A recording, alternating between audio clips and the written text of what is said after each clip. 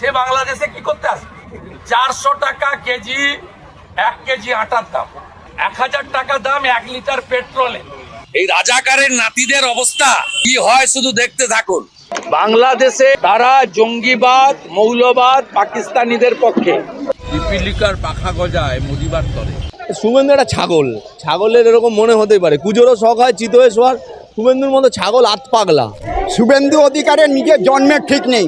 বাংলাদেশের সঙ্গে যুদ্ধ ভারতের কাছে তো কয়েকদিনের ব্যাপার নয়, কয়েক মিনিটেই ফয়সলা হয়ে যাবে। আসসালাম মাথা মুটা শুভেন্দু অধিকারী বোস এবার বাসি পেটে 2 বোতল গোমূত্র খায়, ঘুমানোর আগে 1 থালি গোবর খায়।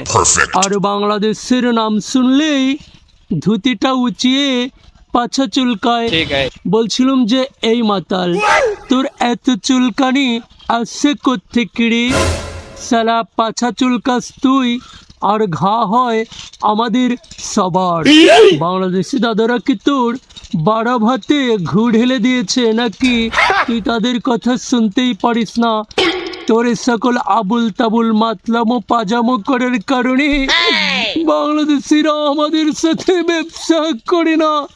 বর্ডারে আমাকে পেলেই ধরে একেবারে হুগাটা লাল করে দেয়। মলম ডলেও কিছুতেই জ্বালা পোড়ার যন্ত্রণা কমে না।